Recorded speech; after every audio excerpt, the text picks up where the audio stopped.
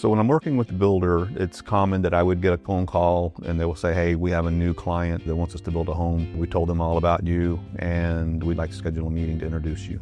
So typically we would set up a meeting depending on the location and the weather. I really like to meet the potential client at their property. I think it's a really good opportunity, obviously, to see their property, but it's a great opportunity to get to know them in a more casual setting. Otherwise, we would schedule a meeting and we would sit down in the conference room and kind of just start getting to know each other, and they will typically start describing the home that they want. It's, of course, number of bedrooms, number of bathrooms. Are we doing a game room? Are we not doing a game room? Are we doing a 1-story or a 2-story? Just lots of criteria. It typically takes 2 to 3 hours of conversation really to go through all of the details. Once I've gathered that information, then I can go to work. And to me, that's when the fun starts, because I've got a list of criteria. I've got an excited client. Typically within 3 to 4 weeks, I'm ready to present the plan to the builder before it's presented to the client. There's multiple reasons to do that, but one of the obvious ones is we want to make sure this house is in budget. We want to make sure you have the time to go through this plan, obviously know the plan well, so when we present it, we're presenting it on a united front. It's not me presenting the plan and you seeing it for the first time with the client. I just don't think that would be a good idea, and I don't do that. The client sees a team approach. They realize, wow, they have been working together on this, and I think that kind of helps cement your relationship with the potential client as well. They see how involved you are. You're not just referring them to a designer and hoping for the best. You're actually involved in the process. So when we present the plan to the client, I always like to start the meeting off by saying, hey, when we met 3 weeks ago and I got this criteria, I just want to kind of go back through some of the bullet points. It's almost like reading off the minutes. Once I do that, then I know they're anxious to see the plans. I basically give them a tour of the house and I tell them, I'm going to go through this kind of fast at first because I want you to see where all the rooms are.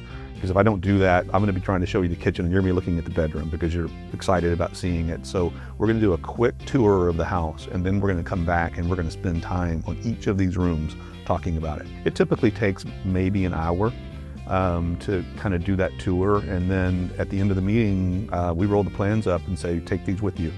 You saw it for the first time today. You don't have to make any decisions today. This is just your first chance to see it.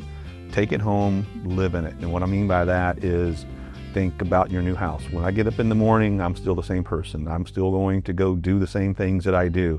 Does it make sense in this new house? Am I going to feel comfortable here? Is this going to feel like my home? If it does, great. If it doesn't, don't feel like you have to fix it. Tell me, hey, I'm a little concerned about this. I'm not sure how this is going to work. And once we understand what we're trying to achieve, I definitely can revise this to make it work for the way that you want it to work. So that's part of the process. People are always on different schedules. Some people are ready to build tomorrow. Some people are going to retire in a year, so they're not in a hurry. So when we roll that plan up after that preliminary meeting and they walk away with it, we may hear from them the next day.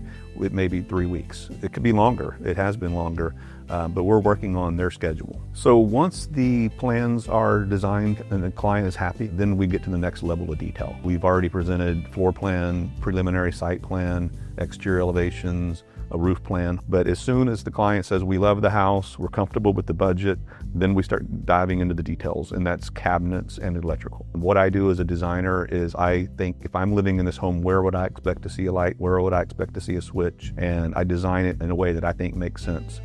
So once the plans are complete, they're turned over to the builder for them to go ahead and move forward with finalizing the budget and hopefully getting a contract signed.